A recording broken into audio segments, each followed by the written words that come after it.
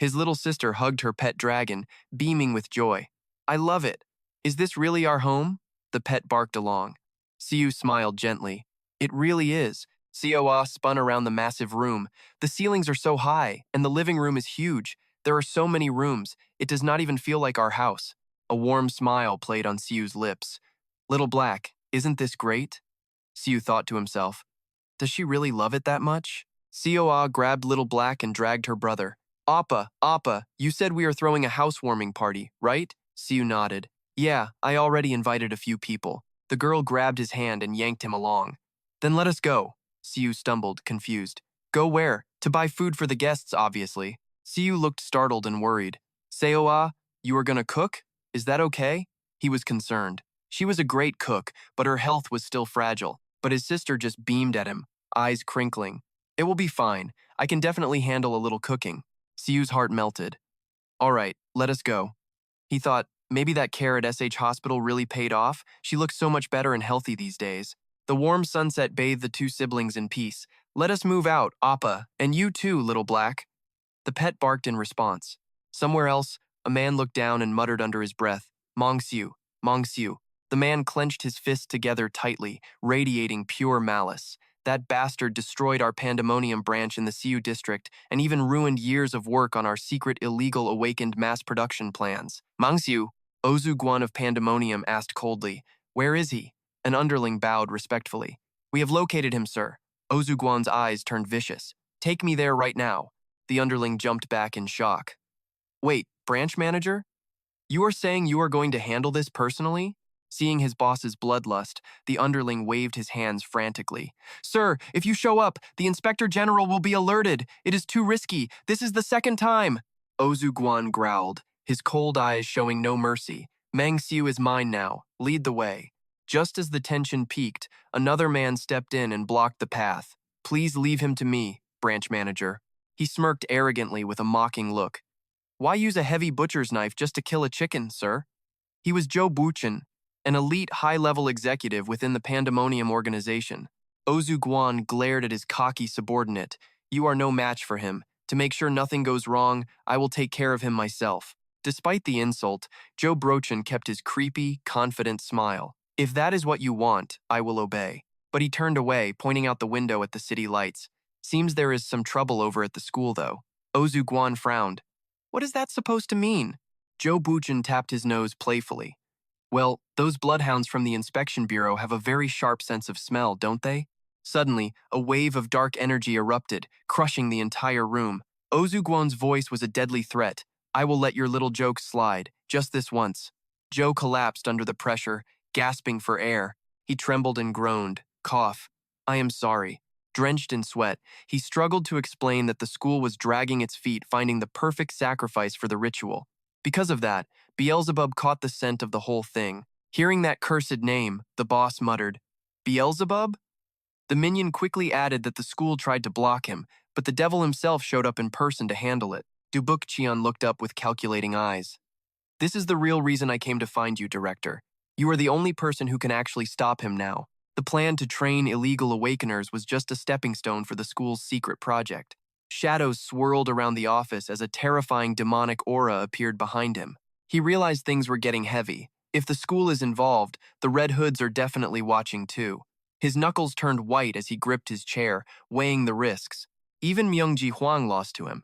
Seeing the boss waver, the subordinate smirked when he was asked directly, Are you sure you can actually handle this? The guy beat his chest confidently. Don't compare me to those losers. Just leave that brat to me, Director. I will handle it. While the villains were plotting, we cut back to a peaceful mansion. Our hero, Siu, stood there totally stunned, shouting, Holy cow! A massive feast was laid out, glowing with luxury and expensive food. Siu wiped his brow and asked, Why did you cook so much food? His sister proudly beamed, Well, aren't we having guests over very soon? I had to make at least this much for them. Looking at enough food to feed an army, the guy scratched his head. This is way too much. His sister just winked. Hey, it is better to have leftovers than let guests go hungry, right? Right then, the little spirit pet ran in, tail wagging like crazy. Siu laughed and leaned down. You hungry, Little Black? He suddenly remembered when the pup opened its mouth and sucked up a mountain of meat like a high-powered vacuum cleaner. He broke into a cold sweat, thinking, Wait, what the heck are the guests gonna eat if this thing devours every single plate? He sighed and pulled the bowl back. Sorry, buddy. Little Black. The pup slumped over his bowl looking depressed. Siu turned to find a treat. I will get you something else, okay? Meanwhile, his sister looked up and asked, Brother, when is everyone getting here? Checking his phone, Siu muttered casually. Well, I told them dinner time, so they should be pulling up any minute now. Suddenly, his screen flashed blood red. The high-tech security system blasted 2 alerts in a row. Unknown entities were closing in on the house right now. Even with the intruder alert screaming, our overpowered hero just smiled and tucked his phone away. Looks like they finally made it. The door swung open, and Ji-jun and his twin sister burst in, holding bags of gifts. Boss, we are here. Ta-da. Seeing them loaded down with stuff, Siu didn't know whether to laugh or cry. Why did you bring all this? The lackey just grinned and fixed his hair. It is your housewarming party, boss. We could not show up empty-handed. Meanwhile, the sister was looking around with her jaw on the floor. Wow, you really built this place yourself? Like, for real, Master Siu? I hope we are not late. Siu welcomed them warmly. Not at all, you two are right on time. Ji-jun sighed and started roasting his sister. I thought we would be late because my sister was being so extra. She immediately glared and raised a hand. When was I ever like that? Ji-jun caught a punch from his sister, but he would not stop. You were totally freaking out, saying you had to look gorgeous for the boss. She threw another punch to hide her blushing face. Shut up, you brat. When did I say that? Siu just watched them and laughed. The sister suddenly smiled like nothing had even happened. Don't mind him, Master Siu. He has been a little off lately. By the way, I am Kim Siu-un. Still running his mouth, Ji-jun whispered from the floor. You are just hitting me because you are embarrassed, she hissed. You want to die? Watching this chaotic sibling energy, Siu just gave a nervous laugh. The noisy vibe suddenly went quiet when Siu walked out in her apron with a sweet smile. Hello, it is so nice to meet you both. I am Siu's younger sister. Siu-un froze for 3 seconds. Sister? Then, like a different person, she grabbed the girl's hands. You are Master Siu's sister? Siu-un nodded. Yes. Switching gears instantly, Siu-un shoved her brother aside and smiled. So happy to meet you. My name is Kim Siu-un. Master Siu and I are… well… hi. Pushed into the corner, Ji-jun popped back up with a thumbs up, and I am the guy who supports Boss Siu the most. Siu blinked, but the girl just politely nodded. Oh, okay. Nice to meet you too. Right then, a little black furball wandered into the room. Little Black gave a soft bark, making the girl jump back. Oh, it is a puppy. Then her inner animal lover exploded. The badass assassin girl screamed with excitement. Oh my god, he is so cute. She lunged for the pup. Watching her go crazy over the pet, Siu chuckled to himself. Come to think of it, Little Black acted the same way when he first met Siu-a. After playing with the dog, Siu-un remembered her message. Oh, Master Siu. Master Pan Kwang said he could not make it. He is busy with a workshop. Siu nodded. That old man just called me about that. I guess that workshop must be a pretty big deal. They call it a workshop, but it is actually a weapon contest. The best blacksmiths from all over the world gather there. Just think of it as a huge battle. I heard there is even a prize for the winner. Hearing that, Siu's eyes lit up. A prize for winning, huh? Exactly. So he is fired up to show everyone the incredible skills he learned from you, Master Siu. He is ready to dominate. She held up a finger with some inside info. The rewards change every time. But rumor has it that Master Aurelian himself will be handing out the prize this year. Siu rubbed his chin. Wow, Master Aurelian in person? Maybe I should get in on that. I see why the old man is so determined. While they were chatting, Siu's phone buzzed with another red alert. An unknown entity was getting closer to the house. The guy casually excused himself. Please wait a second. Siu went to open the door as the warm light hit a new guest. You are here, Ah Yoon. The guest was the landlady's daughter, Jung Aezion. Seeing Siu waiting there like he was psychic, she gasped. What the heck is going on? How did you know I was coming? Siu just grinned, hiding his overpowered system. I have my ways, man. You here alone? Where is your mom? He started looking around, but she just laughed. Mom is too busy today. That is a bummer. It would have been great if she came. From the kitchen, someone yelled out, Hey, sister! Hey there. Long time no see. How have you been? She walked in smiling and said, I am doing great. Has it really been that long? Shu figured it was over a year, and she could not believe it. Seeing the huge crowd, she started sweating. Did you seriously invite every single person to the party on the same day? The guy just scratched his head. I did. Was that bad? I have never actually thrown a housewarming party before. She sighed at his total innocence. It is not like it is forbidden, but let me explain. Suddenly, his phone buzzed. He started sweating and bolted. Give me a second. Leaving the party vibes behind, the scene shifts to a bloody corner. Under a blood-red sunset, bodies were scattered everywhere. A group stood there, gritting their teeth. Those pandemonium bastards. The investigation captain was fuming with rage. What are those freaks doing here? I cannot believe they targeted this village. His subordinate, Kim Dong-gon, walked up. Captain, the search is finished. Temin turned quickly. Is anyone left alive? The heavy silence said it all. Temin bit his lip until it bled, cursing those lowlifes under his breath. Temin asked about the results. Dong-gon just stood there, hesitating to speak. Their shadows stretched across the bodies under the moon. We found something weird. Every victim here is a man. No women? He let out a heavy sigh. We could not find a single clue about their plan. Ojugan really messed things up. Temin admitted that surviving that nightmare was a miracle. Wait, where is the Inspector General? He said he was going after Ojugan. Speak of the devil, here he comes now. An older man in a long coat walked up slowly. You guys are here? They immediately stood at attention. Sir, Temin asked about Ojugan. The general looked totally drained. He escaped. He is way stronger than we predicted. Suddenly, he stumbled. Temin yelled out in worry. Are you okay? The general just forced a smile. I am just a bit dizzy. Sorry you have to see me like this. But when Temin looked at his hand, his eyes went wide. His palm was covered in bright red blood. It was a fatal wound. Sir, you are hurt! The general gripped his shoulder tightly. I am fine. Do not say a single word about this to the bureau. His sharp eyes narrowed. If people find out the chief was beaten by some criminal, everyone is going to panic. He used his last bit of strength to stand tall on his shaky legs. Meanwhile, a man staggered through the woods. A subordinate called out to him. Branch manager! He stepped forward, looking very worried. Are you all right, sir? Ojugan clutched his face in agony. He growled at the guy, asking what happened with the situation at the school. The ritual is still on track thanks to you. Ojugan frowned. Did those guards from the bureau find the sacrifice? He leaned against a tree to catch his breath. We hit it perfectly, sir. His boss just stayed silent and exhausted. Zugun's eyes turned cold and cruel when that name was mentioned. He was clearly shaken by it. That was our first time facing off. It looks like the rumors definitely underestimated just how powerful that man really is. He started laughing like a complete maniac even though blood was pouring from his ruined eye. Losing one eye was cheap. Enough of the horror stuff. Back at the party, Siu waved. You finally made it. Glad you could come. The bookish kid jumped. Hey, boss! Siu welcomed the group of young guests. Go ahead and introduce yourselves, guys. His friends bowed politely and said hello. The main guy just smiled, breaking the ice. Welcome, everyone. Let us go inside.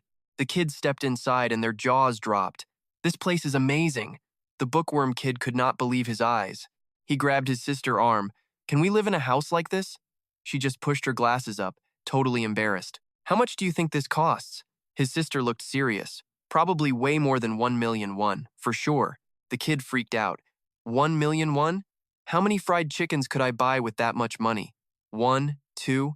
He looked at Siu with total admiration in his eyes. Boss, are you like super rich or something? His sister started sweating and waving her hands. What are you saying? I am so sorry, he is just a kid. Siu just laughed it off and put his hands in his pockets. It is totally fine, do not worry. Siu looked around to count the heads. Looks like everyone made it. A few people said they could not make it. Everyone else is here. He gave them a big smile. Looks like the whole gang is ready. Let us head inside. Meanwhile, he's wondering about a mysterious girl named Ida. Will she actually show up? I only invited her to be polite, so there's no way she's coming, right? Suddenly, his sister asks if he's bought any furniture yet. The guy explains, well, it hasn't been long since I finished building this place, so I just threw together a temporary table and chairs. Everyone stares at the rustic furniture in shock. You built this stuff yourself? While showing off his handiwork, the phone in the young man's hand starts vibrating like crazy. Shu blinks in confusion. His sister crosses her arms. Didn't you just say everyone was already here? Shu stares at the bright red notification, sweating and muttering that it should be that way. On the screen, a chilling message pops up. Unidentified entities are approaching. The comedy stops as the scene shifts to a guy on a sofa. He's scowling with pure annoyance. Is that dog having guests over right now? He glares at his cowering subordinate. Who are they? The man in black reports that they seem to be his acquaintances, but their identities are still unknown. A wicked smile slowly creeps across the boss's face. Ha! It looks like that idiot doesn't even realize the mess he's gotten himself into. The subordinate warns that things could spiral out of control if they make one wrong move. What's the plan? Joe Bakshin responds coldly. What else would we do? Clenching his fist, the killer's eyes glow with a savage red light. We have to wipe every single one of them out. Facing a swarm of black-clad assassins radiating pure malice, the leader gives the order. Listen up, everyone. Get ready to move. Just as that cool declaration of war ends, we're back to Siyu's useless phone alarm. Didn't you say everyone was already here? Siyun asks. Our hero scratches his head and checks the screen. It should be right, but unidentified entities are closing in. Regardless of the storm outside, the guests head to the dining room. Everyone gathers around a massive table piled with steaming food, but the atmosphere is terrifyingly silent. The editor girl and Jizun trade speechless looks as sweat pours down their faces. Nearby, the assassin Seyun and the young lady Aesion are death-staring each other like they want to bite each other's heads off. The tension is absolutely suffocating. Noticing the guests are wound tighter than a guitar string, the sister, Seowa, elbows her brother. She signals him to do something, making Seiyu jump and laugh nervously. Yeah, I guess I should. Finally, our main guy speaks up to break the awkward silence. Maybe we should all do a quick round of introductions? Haha, I'll start us off. Standing next to his sister, Siu smiles and begins. As you all know, I'm Meng Siu. And Seowa happily chimes in, saying she's his sister, Meng Seowa. The pace picks up as a brown-haired girl smiles. I'm Zhang Aesion, the daughter of the landlord. The assassin duo steps up with a bright vibe. The woman announces she represents Siu's company. I'm Kim Siu. The guy joins in excitedly, saying he's her younger brother. I'm Kim Jijun, and I'm the cameraman who supports Boss Siu the most. Next is the nervous bookworm, wiping her sweat. I'm Kang Deogu. I'm the editor for the World Conqueror channel. Deogu introduces the two kids standing beside her. These are my younger siblings, Kang Deokjeon and Kang Deokhyun. As soon as she finishes, another voice rings out. My name is Lim In-jung. It's the red-haired powerhouse with a sharp gaze. She calmly states she's in charge of Team 4 for the Seoul branch investigation. The black-haired beauty with her is equally impressive. Speaking with total authority, I'm Han Chae-rin, president of the SH Hunter Association. Hearing these heavy-hitter profiles, Siu breaks into a sweat, thinking he only invited them to be polite. Who would have thought they'd actually show up? I guess their schedules aren't nearly as packed as I originally imagined. To lighten the overly serious mood, Seowa waves her hands and laughs. Ha ha, that's enough. Let's eat, everyone, even if some guests are still dead silent. Seeing the delicious food, Deoku's siblings' eyes light up. They start drooling. Can we really eat this? I want that grilled beef rib. Deoku panics and tries to stop them, but the hostess of the party just smiles gently to reassure them. It's fine, Deoku. We prepared all of this so everyone could enjoy it together. Siu brags with pride. Exactly. She worked really hard to cook all of this, you know? Given the green light, the kids happily start stuffing their faces. Oh, this is so good. You should try some, sis. Deogu tears up, touched. Fine, I'll eat well. While enjoying the meal, Jijun gets an idea and turns to his boss with excitement. Oh, right. How about we start with the housewarming gifts? Let me show you what we brought. He pops the box open, and a bright golden light spills out. Ta-da! We prepared a little something, some elf ginseng for you. Seo-un asks excitedly, what do you think? Do you like it? Siu's eyes widen as he takes the box. Honestly, I really needed this. Miss Seo-un, I was just about to start crafting my own gear after finishing the house. He smiles, but inside he's calculating the massive value of the gift. Isn't this too much for a housewarming present? Seo-un winks playfully with a knowing grin. You're right, but it's not just a gift. Shu is stunned. What do you mean? Jijun and Seon push the box toward him with total sincerity. It might not be much, but we prepared this to repay you for saving our lives last time. I know it's way too much. Please, just accept it. Seeing all these high-end gifts, Aesion starts sweating and holds up some documents with a forced laugh. My gift is going to look pathetic now. My gift is study materials for the proficiency test and special admissions. C should start preparing for college soon. Aesion hands the stack of papers directly to C. She adds that in return, she'll help her prepare for the exam. Let's work hard together, C. The girl accepts happily. Thank you, Miss AIU. Now it's Deoku's turn. She shakily holds out a black box. Siu peers inside. Isn't that a camera? Deoku stammers that he mentioned his camera keeps breaking. So, our hero looks at the brand new camera in his hands and thinks to himself in surprise, oh, I guess she remembered what I was muttering in my videos, even though her own finances aren't great right now. Feeling touched, Siu smiles and thanks her. Thanks, Deoku. I'll use this from now on. But immediately after, he shoves the camera into Gijun's hands with a slightly threatening look. Kim Gijun. Got it, boss. You know I would never mess this up, right? This camera guy is sweating buckets, swearing on his life he will treat this mission like his own baby and protect it forever. The party vibes were peak until the mood suddenly tanked. Inspector Min Dung hung her head in total shame, stuttering out an apology.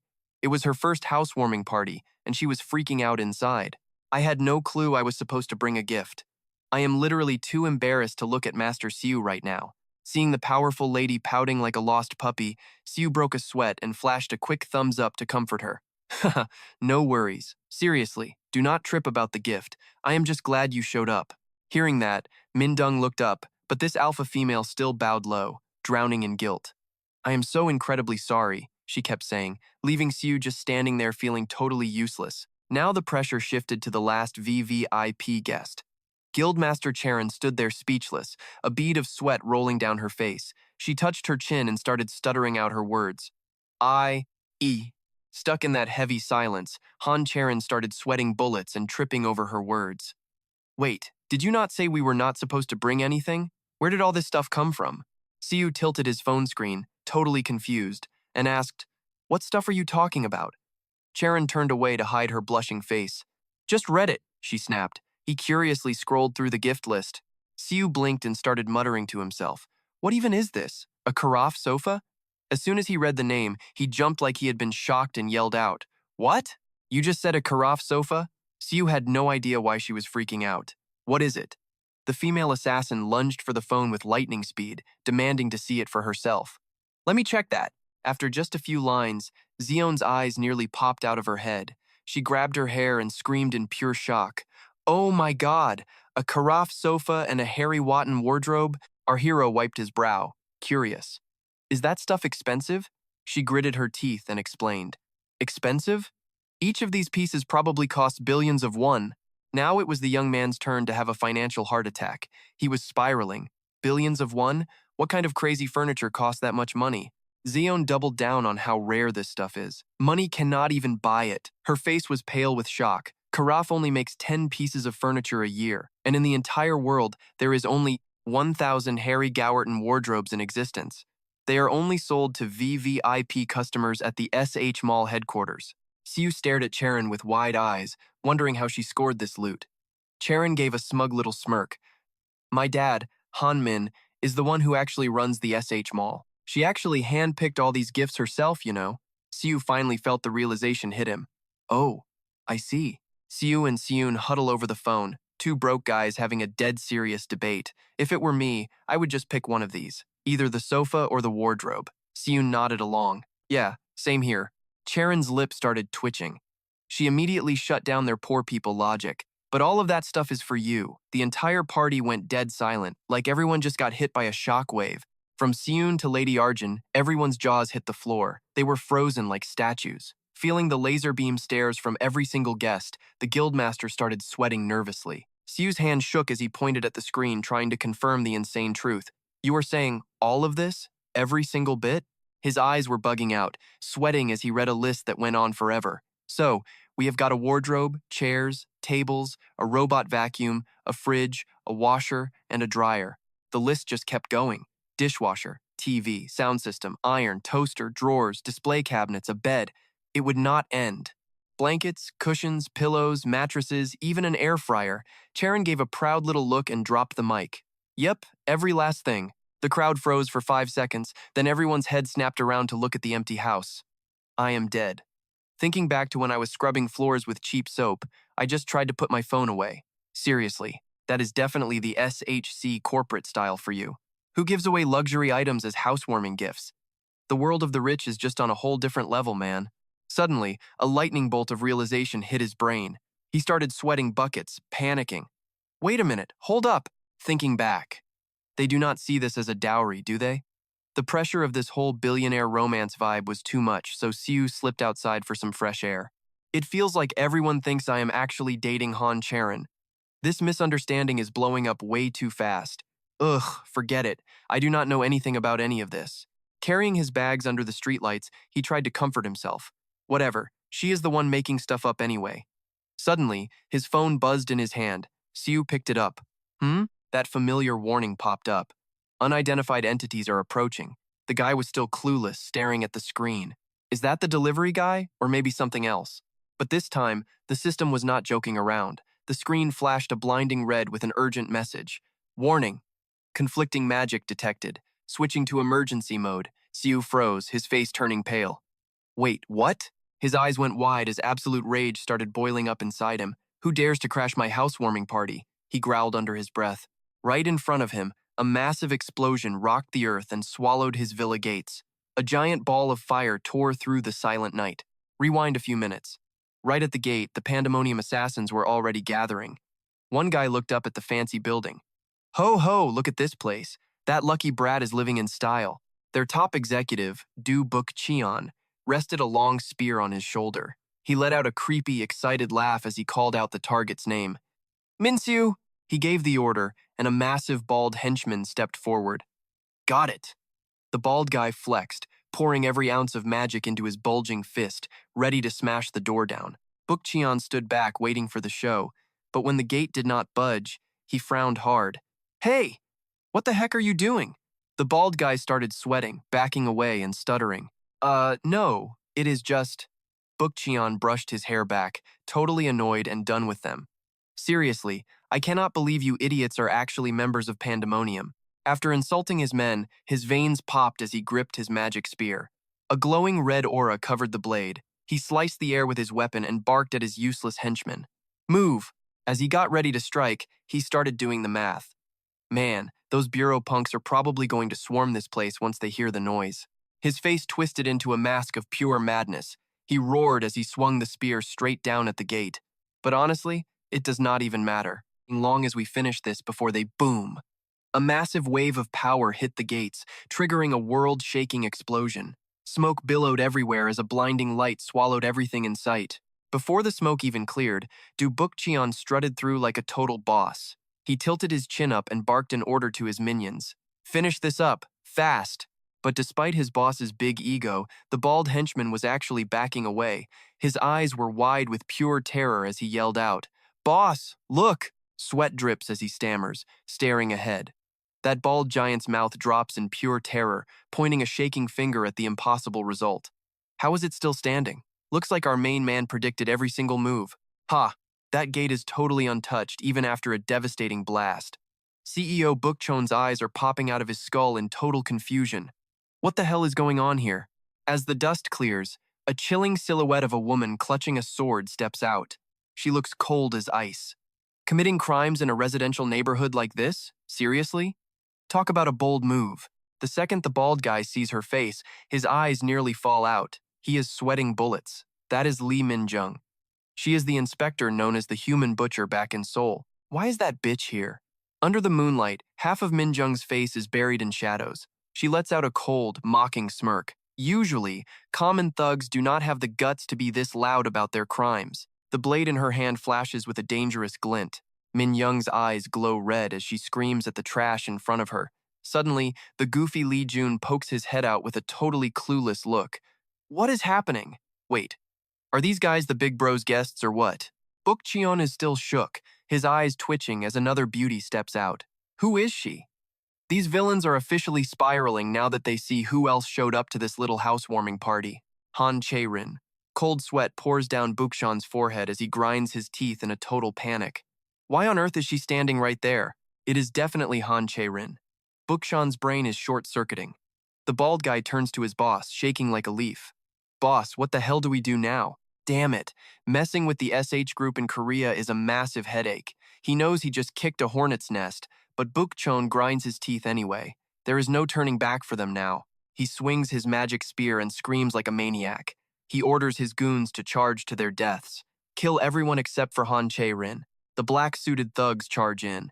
The two ladies drop the act and get into fighting stances. Meanwhile, Lee Jun is just spinning around trying to figure things out. What is this? What is actually happening? Before he can finish, Han Charon charges like a hurricane. Her glowing sword swings and slices the bald giant right in half. Blood sprays everywhere as he lets out a final scream.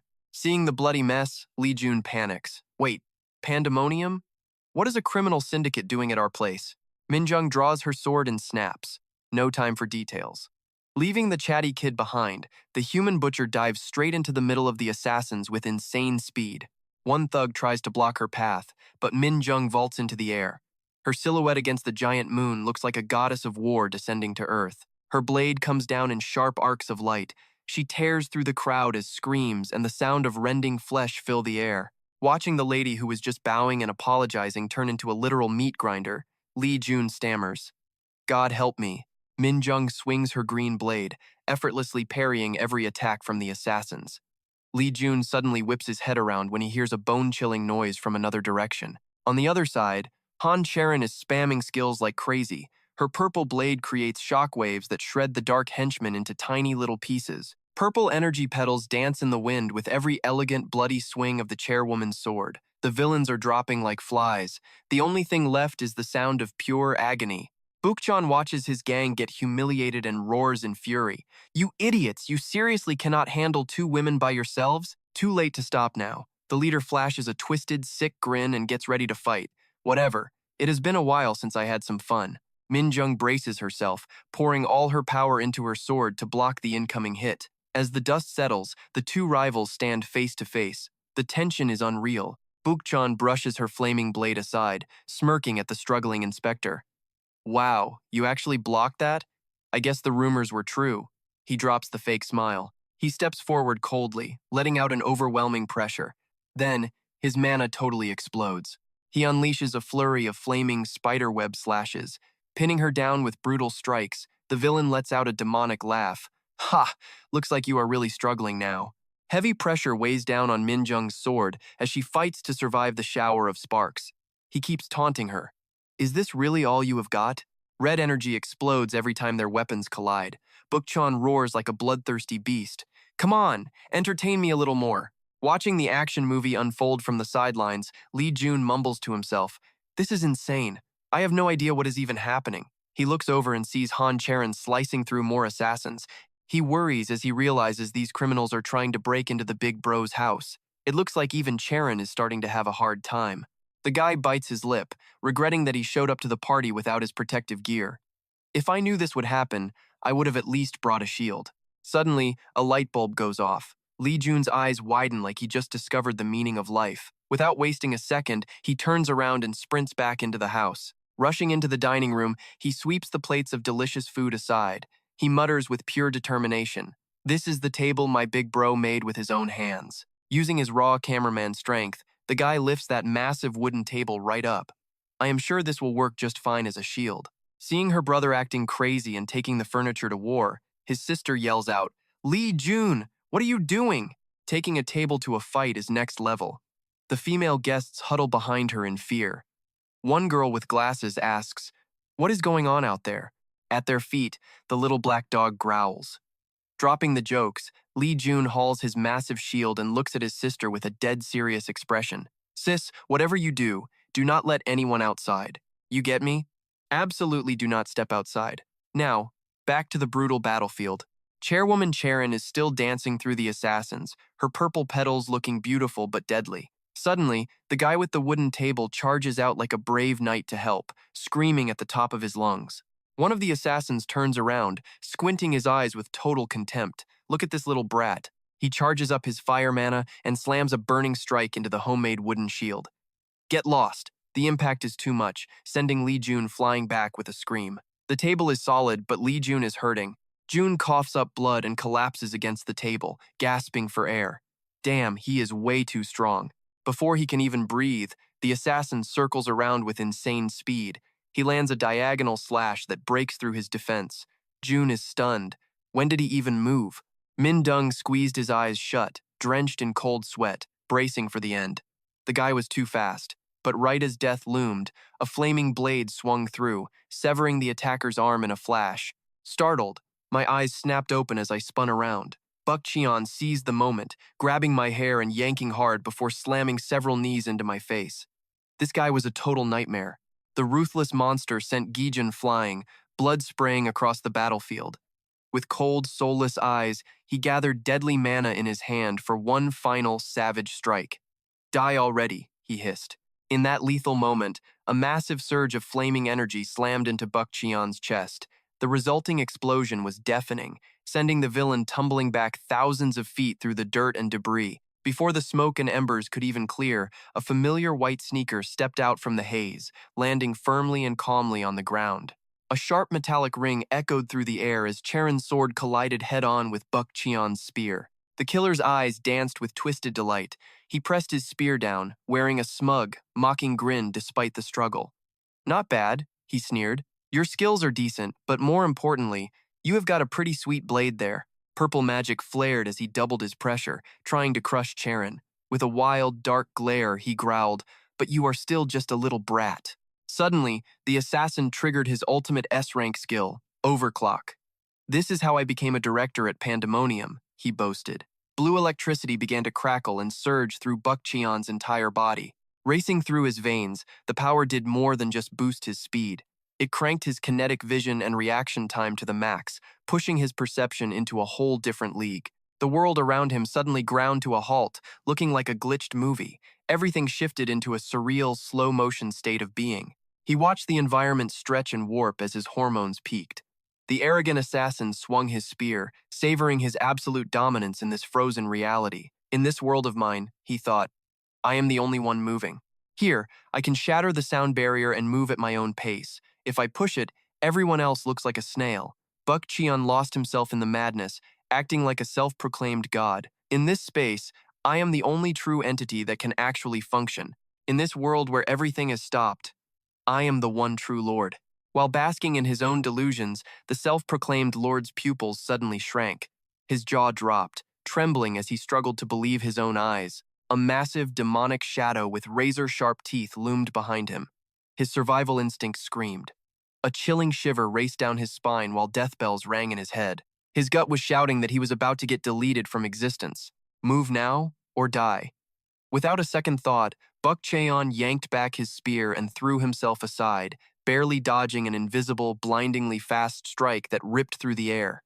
Right where he had been standing, our hero Siu appeared with a blank expression. He casually tucked his hands into his pockets and muttered, "What the heck is this?" The heavy tension snapped as an emotional voice called out from behind a makeshift wooden porch. "Big bro." Siu turned, looking at his goofy sidekick with total judgment. "Li Dan, why are you hugging a table? And more importantly, where did your left arm go this time?" Looking at the chaos by the gate, assassins passed out, girls panting, and his buddy holding a table. Siu sighed and came to a quick conclusion. Well, I can pretty much guess what happened here." Detective Mindung hid behind Siu, warning him frantically. "These guys are top-tier criminals from Pandemonium." Ignoring the panic, our OP hero stepped forward, shrouded in a glowing blue electrical aura. He coldly stared down the villains. "Pandemonium? Give me a break. I remember warning you losers." Buck Cheon slumped on the ground, his eyes filled with pure terror as he felt Siu's overwhelming pressure. Siu's gaze was sharp as a razor as he dropped the hammer. "Do not ever come near me again. I told you guys clearly enough." Floating in midair, our main man glowed like a literal god. Buck Cheon could not even look away from the sheer intensity of the light. Siu's sharp eyes locked onto the villain as he delivered the final blow. "I mean it. Never." Then, Siu landed with a heavy thud, his eyes glowing red like a demon from hell. The air turned suffocating under his murderous intent. "Go ahead," he challenged. "Try coming closer again." Buck Cheon backed away, dripping in cold sweat. He realized the horrifying truth. No mistake, this monster is Siu. Lee Dugan's warning echoed in his ears. "This guy is not someone you can handle. He is on a whole different level, man." Even Myungji Huang was taken down by him. He remembered that moment vividly. Now he finally felt the weight of those words. A bolt of destructive blue lightning crashed down from the sky, pinning him to the dirt. "Can you even handle this?" Under the crushing pressure, Buck Cheon just let out a crazed, desperate laugh. Hearing that the big boss was defeated had changed things. He gritted his teeth and stood up, spitting blood. "I knew you were not just some random kid." Regaining his arrogant swagger, the assassin flipped the hero off in a pathetic display of defiance. "You will regret not killing me in one hit, you little punk." Buk Cheon's mana exploded as he resisted, creating a bright red light that pushed back against Siu's heavy pressure. He dove back into his accelerated world of lava and heat, where time slowed down to a fraction of a single second. Swinging his spear with insane speed, he screamed like a maniac. "In this world, I rule as a god. I am the only one who can move." His eyes gleamed with the victory of a predator. But his grin vanished instantly as Siu completely outstripped his speed, closing the gap and burying a fist into his gut. Our hero did not stop there. He lunged forward, delivering an electric punch straight to Buk Cheon's face, sending him flying and coughing up blood. The villain tumbled through the air, his brain unable to process this brutal new reality. Buk Cheon's eyes bulged in pure terror, sweat pouring off him. How? How can he move in here? A crazy thought raced through his mind as he saw Siu charging back in, wreathed in blue lightning. Did he seriously just tear through my high-speed world? His arrogance crumbled as his belief in his absolute power shattered. With bloodshot eyes, he whispered in despair, "This is a joke." Shaking, the pathetic villain backed away. "This cannot be happening." Buk Cheon roared like a madman, pouring his remaining life force into his glowing red spear. He lunged at Siu in a final, desperate suicide mission. Siu did not even flinch. He calmly unleashed a massive electric punch, meeting the flaming spear head-on. The impact created a blinding flash that tore through the night sky. There would be no miracle for the villain today. It was game over. Buk Cheon howled in agony, blood gushing from his mouth as Siu's destructive power shredded his defense. His body shook violently from the shockwaves. "I do not get it," he whimpered through the pain. "I clearly stabbed him with my spear. How is he fine?" While his enemy collapsed, Siu walked forward. His light footsteps echoed, accompanied by the sharp crackle and pop of blue electric sparks. Our hero is radiating massive killing intent, stepping forward like a literal judge of the gods. Buk Cheon is straight up shaking, backing away like he saw a ghost. The villain's pride is in tatters. His eyes are bulging out as he bites his lip, refusing to accept this pathetic defeat. He's thinking, how can my world not keep up with this kid? Every step Siu takes feels like a stomp on Buk Cheon's chest. Blue lightning flickers around him while those glowing red eyes lock onto his prey. The whole world is warping under the pressure this guy is putting out. Buk Cheon is losing his mind. What the hell is even happening? It is not just his speed anymore. Siu's gaze is stone cold as he winds up a punch packed with an insane amount of magic. This weight is unreal. He realized he's up against an overwhelming power he can't even deal with. The branch director was right. This guy is way out of his league. A massive demon with sharp claws and teeth looms behind Siu, looking ready to swallow the enemy's soul whole. Buk Cheon closes his eyes, totally ready to give up and die. But then, his survival instinct kicks in like crazy. He grinds his teeth and roars, "I have to get out of here by any means necessary." Using every bit of his remaining strength, he swings his spear, creating a blinding flash of light to stall Siu for a second. He takes the chance to bolt. Watching from behind Ji Jun, the young lady is speechless and stunned. Detective Min Dung, still covered in blood, watches the battle with a worried look. Like, what in the world is going on? Ji Jun is still hugging that shield, shouting in shock. "Big brother, my eyes can't even track them. Not even for a single second." Right in front of them, the shockwaves from Siu's hits have shredded the road. Dust is everywhere, mixed with crackling sparks of lightning. The cameraman gulps, watching the total chaos unfold before him. No way. Looking at the massive crater Siu carved into the street, the guy is sweating bullets. You call this a fight? It's more like a massacre. Meanwhile, Buk Cheon is dragging himself away, coughing up blood. Damn it, that guy is a literal monster. Feeling that killing intent closing in, he panics. He is getting faster. This is the top speed I can hit. Backed into a corner, Buk Cheon snaps, pushing himself into a total frenzy to hit his absolute limit. Suddenly, a burst of magic tears through space at godlike speed. The blinding light sends those poor guys in suits standing nearby flying back like rag dolls. But right in the middle of that red lightning storm, Siu is just strolling along. He looks totally chill, like he hasn't even broken a sweat or messed up a single hair. His red eyes are wide open amidst the energy vortex, cold as ice. Doesn't he even care about what happens to his own subordinates? Not even a little? He gives this cool, mocking smirk. Suddenly, a dark storm of blood-red energy explodes around him, cracking the ground and making the whole place shake like a massive earthquake. Covered in a dark aura, Siu looks exactly like a demon king descending to earth. His hollow eyes are locked on his prey, just waiting to tear it apart. Just as the Demon King is about to deliver a bloody finishing blow, the peanut gallery in the back screams out, "Mr. Siu." Detective Min Dung is sweating and pale, shouting to stop this god of war. Siu glances back, and the heavy tension suddenly drops as he calmly replies to the detective, "I know." But dripping in that swirling red and black aura like a reborn devil, he looks down at the ground. He drops a line that chills everyone to the bone. "I cannot guarantee anything. Even I can't fully control this power." Starting to focus, our hero remembers all those days spent grinding to level up. "I was just obsessed with the concept of speed. I didn't realize I was the one holding myself back." Thinking about how that assassin swung his spear to escape, it's like the clouds finally cleared for him. He realizes the truth of power. Watching how that guy used his ability, I see that I can increase more than just my pace. I can boost my entire body by expanding the very idea of speed. Instantly, the dark aura turns into a divine green light. An image of the god of speed glows behind him like a shiny VIP badge. It is basically the power of a deity. It's like a glass wall just shattered into pieces. Every chain in his mind is broken. It destroys all the old ideas about how fast a person can go. It wipes away the limits I accidentally set for myself. His eyes snap open with the wisdom of a player who just found a game-breaking glitch. This is the expansion of Super Speed SS+. Without a word, green energy floods out. It gathers at his pressure points, racing through his muscles like superconductive circuits ready to blow. Suddenly, the whole scene goes eerily quiet. It's like everything just stopped under a soft, strange light. Time stands still under the gentle glow as the moonlight shines down on the ground. Even nature has to bow down. Images of planets and the gears of time merge into one, pulling space into a surreal, endless void. In one single moment, the entire universe starts to flow together. Our hero is lost in a deep state of meditation, feeling the flow of day and night. It's a world where 24 hours are felt in their absolute entirety. A world of 1/4.8 minutes.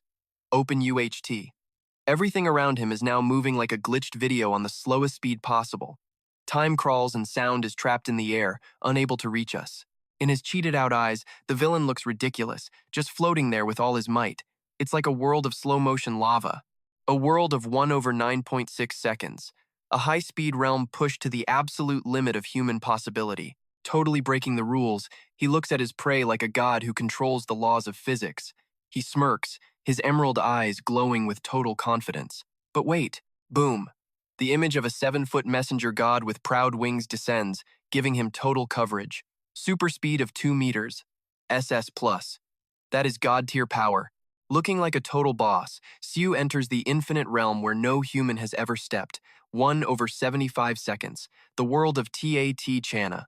Reflected in his glowing eyes, that pathetic assassin clutching his spear is clear as day, like a movie screen. "I've got you." Instantly, the ground beneath him shatters.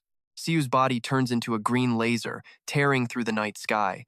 With a speed that would make the gods jealous, he teleports right in front of the terrified villain. He locks onto his target, "Got you now." Book Cheon looks at the monster that just caught him, his soul leaving his body. He screams, "You absolute monster." Before he can even say his last words, a blinding lightning strike crashes down on his head. Siu follows up with a world-ending slam, driving his enemy deep into the earth. It creates a massive crater as the guy's guts-wrenching scream echoes through the air. The one-sided beatdown is over. He stands up and brushes his hands off. The divine image fades, leaving Siu without a single scratch on him. Done with work, he checks his phone for the system notification. He is grinning like he won the lottery. Super Speed SS+. Mastery 9.28% plus 8.9%. Thanks for checking out Hunzi Review. If this was funny, give me a like, leave a comment, and hit that subscribe button. While the ads roll, big respect to our Void support squad for keeping this channel elite. Shout out to the translators, editors, redrawers, typesetters, and the ultimate quality control slayers. We are hiring paid roles on Discord. Visit us at www.bic4nrk.n8. Help us at queengolfcoffee.com and demonscans.org. Thinking back to that clean move, the guy analyzed his skills. Did he reach the world of instant speed? So, I can finally control this super speed a little. Because of that, I managed to avoid trashing everything around me. With a flex of a smile, the demigod HQN appeared in the background as he dropped the punchline. But this isn't even my top speed. That was only 10% of my power, and look at this. Word on the street is even HQN couldn't catch Hermes when he got serious. Now, I totally get why people say that. He casually leveled up his doctor skills and glanced back at Inspector Min Dung standing there dazed. He wrapped things up with a super cool vibe.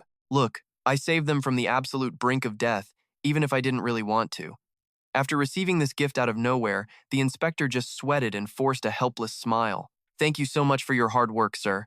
Glancing at the battlefield littered with fallen goons covered in sauce. Min Dong is the one who really worked hard here. Thanks for protecting everyone while I was away. He walked past her with a super cool vibe, fueled by his absolute confidence as a guide. Lee Min Dung has definitely dealt with stuff like this a million times, so there probably won't be any big problems. Turning to his funny buddy Ajun, who was clinging to a shield, Siu asked if he was okay. Ajun scratched his head and laughed. Yeah, I am fine. The main guy nodded. Looks like it. Your arm seems to be working just fine. Then he remembered another important character. Siu turned back to look at the black-haired girl. Will she be okay? Looking at the young trader still gripping her sword, he thought she looked fine on the outside, but this was her first time. Catching the absolute panic in her eyes, our main man concluded it was a massive shock to her system. Seeing her hands shaking on the sword, he reminded himself that killing monsters and killing humans are different. Those two things are totally different psychologically, especially if it is her first time. Watching Han Shireen stand there stunned while holding herself, he finally realized the truth. People called her a once-in-a-century genius who looked like a cold robot, but that was just her SH group persona. Her natural talent was just hiding her real self. She is actually just a young and fragile person who hasn't been an adult for very long. To break the heavy tension in the room, he cleared his throat and rubbed his neck awkwardly. You came to a housewarming party and it ended like this. I am sorry. Then he added gently. Thanks, Shireen. She snapped out of it and looked up. Huh? That confused look made him laugh inside. She looked just like a little deer staring at him. Ha ha! Getting serious about her contribution, Siu said sincerely that if it wasn't for her, everyone would have been badly hurt. She just stared back with tired blue eyes. The main guy stepped forward and gently grabbed her shaking wrist. He warned her that if she stayed involved with pandemonium, stuff like this would keep happening. If you can't handle it now, it is okay to back out. Shireen's shoulders flinched as he spoke softly like a kind man. Running away is a choice, too. Suddenly, his inner philosopher came out and he started preaching. He said that overcoming everything through fighting is impressive and worth respect. But sometimes, choosing not to fight is actually the real path to victory. A long time ago, even Confucius said that when we decide not to do something, it isn't giving up or giving in. It is a powerful choice directed toward a completely different possibility. True growth doesn't always come from doing more. With the soul of a saint behind him, he smiled kindly. So, don't push yourself too hard just to win. Don't let your emotions take over. He grabbed her attention with a deep, emotional look. He hit her right in her heart with those words. No matter what happens, you are the most important thing, Shireen. His words were sweet as honey, and she silently squeezed his hand in the quiet moment. Finally, the ice melted. The girl blushed and gave him a beautiful smile as flowers bloomed in the background. Thank you so much. Looking at the girl in his hands, Siu felt like a proud teacher. Han Shireen just hasn't been forged in the fire of experience yet.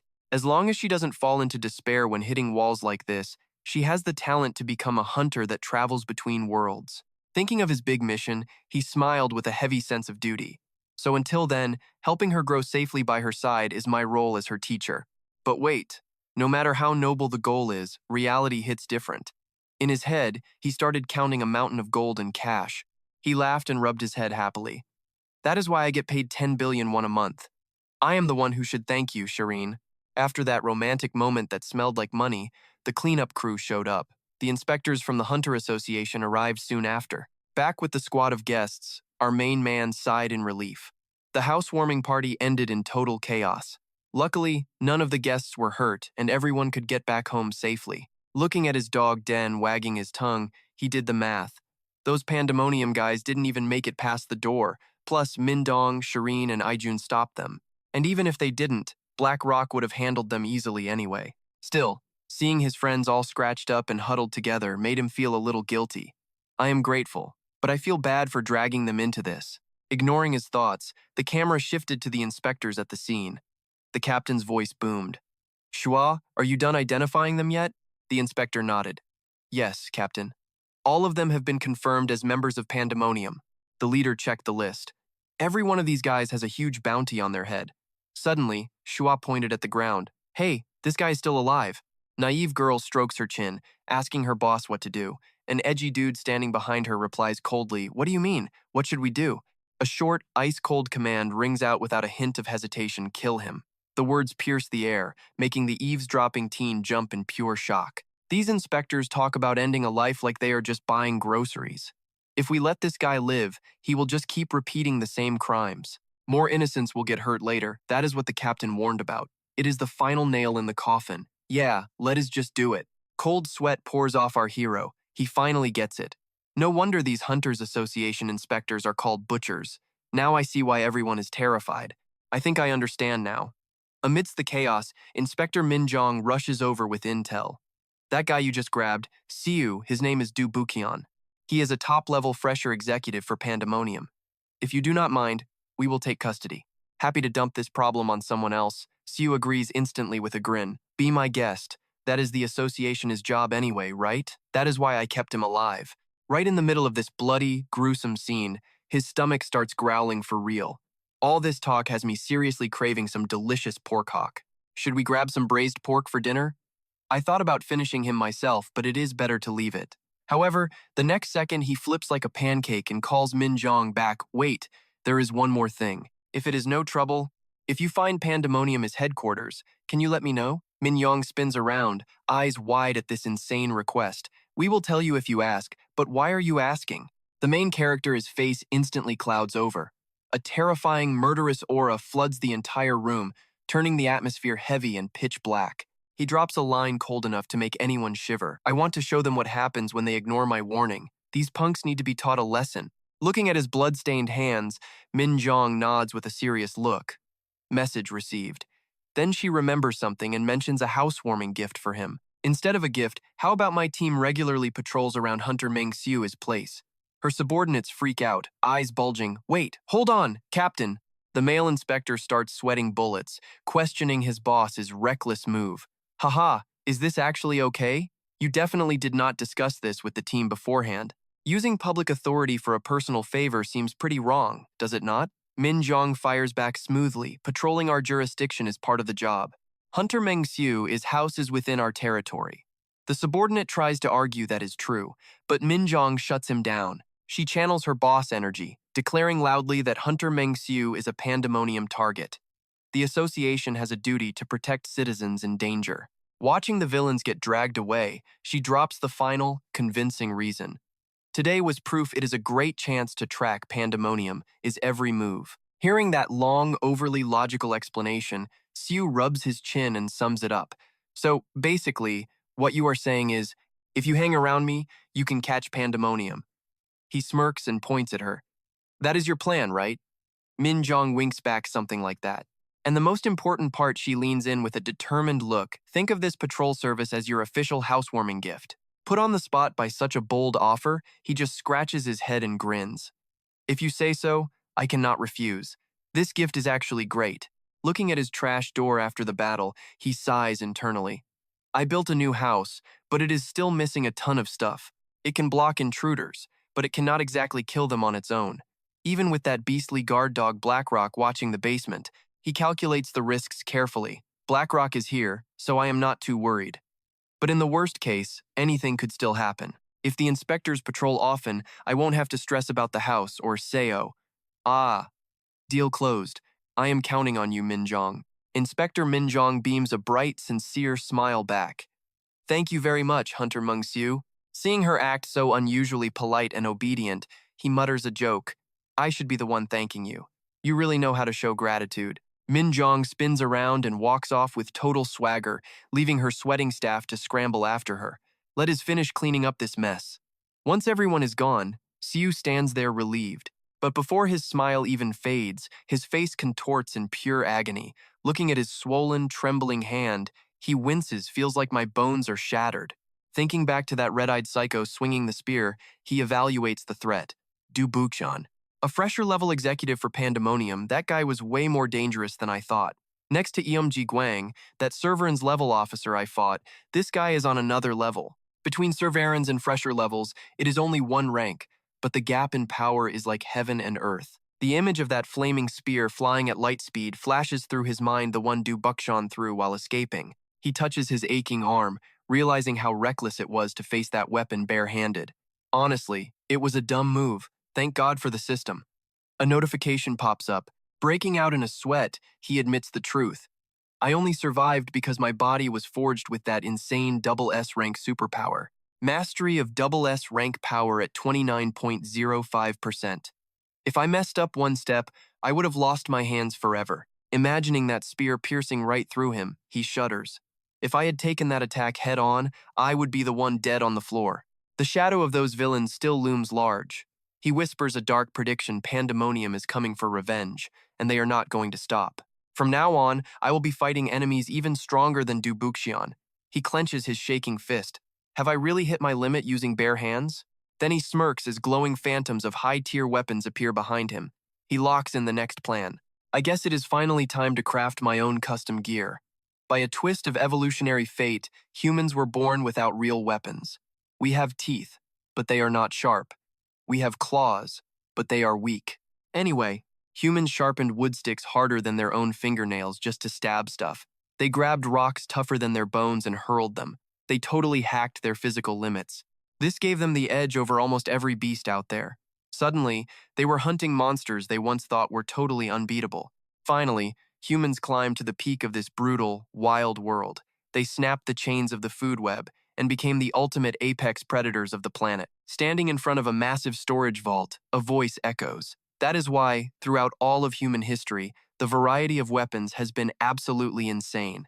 He crosses his arms by the glowing forge, muttering to himself, "What should I even make?" Checking the blueprints, he nods. The safest bet is definitely combat gloves. They fit martial arts way better than bladed weapons. Stepping toward the furnace, he locks in the plan. Gear that boosts physical strength is the perfect choice here. He grabs a glowing strip of material with iron tongs, totally hyped. Yeah, let's go with the combat gloves. The skill board pops up with skyrocketing numbers. He smirks. The gap in my skill proficiency between then and now is just crazy. In Divine Alchemy rank SS, I am almost 6 times better. Even using the exact same materials, the result this time is going to be on another level. He grabs a massive sledgehammer looking like a total boss and yells, "Time to get to work." The hammer swings and slams into the glowing metal, sending sparks everywhere. He is locked in, swinging that hammer like a true master artist on a mission. Every strike falls like a storm. He calculates the formula mid-swing: brittleness versus flexibility. The key is finding that perfect balance between the two elements. The hammering stops and the system pings. You made some pretty good gear. Then comes the sweet update. Your Divine Alchemy SS proficiency went up a bit, 30.57%, plus 1%. He lifts the black gloves with the deep red ruby to check them out. His face scrunches up. Pretty good? Is that all the system gives me? He starts doing the math. The high-tier gloves he sold to Han Charon for 4 billion won are considered disposable by this stupid system. But now, even if the god Hephaestus said this new item was not bad, his eyes light up, looking like a total money-hungry addict. This is insane. If I put this on the market, it would be worth over 10 billion won. Should I just sell it right now? But logic slaps the greed right out of him. He shakes his head fast. No way. I am not that desperate for cash yet. He carefully slides his hand into the brand new glove to test it. His eyes widen in shock as he flexes his fingers. Whoa. This feels unbelievably comfortable. It is so light, I do not even feel like I am wearing anything at all. But the hype dies fast. As soon as he clenches his fist, the 10 billion won glove suddenly starts covered in cracks. He freezes for 5 seconds, eyes wide, wondering what the heck is happening. The black glove just shatters into a million pieces. He screams, "What?" He stares at his empty hand, face turning pale and sweating buckets. What the heck? Looking at the pile of trash on the table, he screams, "It turned to dust? Rare materials worth billions of won just evaporated like that?" He still cannot accept this brutal reality. He racks his brain for a reason. Was there a mistake during the crafting? No way. The system said it was not bad. So why did this garbage happen? Hold on. What if the problem is actually the material itself? He remembers his monster encyclopedia. A ghostly ogre appears behind him. The tendon is the key to releasing an ogre's true power. It is known as one of the toughest materials in the world, easily handling an ogre's insane strength. So why the heck did it just break like this? Suddenly, his S+ tier intellect skill kicks in. A vision of an old, wise advisor appears in his mind, and everything finally clicks for him. Oh, I get it now. Wait, could it be that ogre tendons cannot handle my rank SS combat skills? Does that mean I need material even tougher than an ogre? He rubs his chin, thinking hard. A monster stronger than an A+ rank ogre? His face goes dark, and he starts sweating in total despair. Are there seriously none of them left? He thinks back to the legends of demigods. Is there any monster that can survive my insane skills? No, hold on a second. Does that mean even Hercules could not use any gear? He gets all serious and narrows his eyes. No, that cannot be right. Take the most famous example. That glowing beast helmet in his mind, the Nemean lion helmet. He pictures the god throwing heavy punches at the beast, but it does nothing. Because its skin was so thick and tough, it did not even feel his attacks. Then he remembers the crazy but effective solution the god used. He mutters, "Is that why Hercules did it?" I am not sure if it was a guillotine choke, but seeing a jacked god sitting next to Siu looks hilarious right now. Anyway, it finally died with its whole body crushed. Siu sighs. Since only the head skin was left, all they could make was a helmet. That is exactly what Hercules said. He laughs nervously, telling himself he needs to make gear that can actually handle his rank SS skills. I just need something on the level of the Nemean lion. No big deal, right? But reality hits him like a truck. He panics. Wait, where am I supposed to find that? Even if it exists, how do I hunt it? He imagines himself covered in blood, fighting monsters with his bare hands. He shudders. Does this mean I have to fight like this forever? Right in the middle of my midlife crisis, a middle-aged dude walks into the workshop. Deep voice, all dramatic, saying with great power comes great responsibility. Then he asks why the lights are still burning. It is just the scruffy old man in a stained apron, huffing and puffing. He asks if I am crafting gear. Meet the legendary shop owner, Seo Bon Hong, the man himself. Siu forces a smile, turning back to the old guy with a nervous look. Yeah, but it is useless now. What brings you here anyway, uncle? He leans back, eyes welling up like a little kid who just lost his favorite toy. Sobbing, he tells him he cannot use the gear anymore. Forget it, it is nothing. Uncle Seo cracks up, holding something out for him to see. I do not know what is going on, but how about a change of pace? Check this out. Siu eyes widen, curiosity taking over. You made this? He grabs the gleaming sword, feeling its weight, and his eyes start glowing as he inspects the fine craftsmanship. Whoa, a sword? Classic Seo Ban Hong style. Your basics are top tier, but I can actually see the Hephaestus techniques I taught you inside this blade. Truly impressive work. Hearing praise from his young teacher, Uncle Seo slicks back his hair looking proud. Well, if you say so, I feel much better about it. Was this for some S-rank hunter? Siu asks. The old man just shakes his head slowly and explains. No, nothing like that. This is not for a client. It is for an upcoming exhibition workshop. A workshop? A red-haired girl flashes through Siu's mind instantly. Oh, that blacksmith workshop I once heard about. Ban Hong, so you have an entry for the show. Seems like a bigger deal than I thought. Uncle Seo nods, clutching his blueprints tight. It is the most prestigious blacksmithing competition in the world. Man, if you entered, the championship would be in the bag. Hearing that, Siu's competitive side kicks in and he asks excitedly, Can I join too? Hung, look, I said that. But Uncle Seo starts sweating buckets, rambling about a mountain of complicated rules. To join, you need to register with the World Blacksmith Association first. You also need certificates and a ton of mandatory documents. Most importantly, you need a crafting trait. Siu remembers his status screen showing a big fat no traits. He stares back at reality, completely dead inside. Haha, guess that counts me out.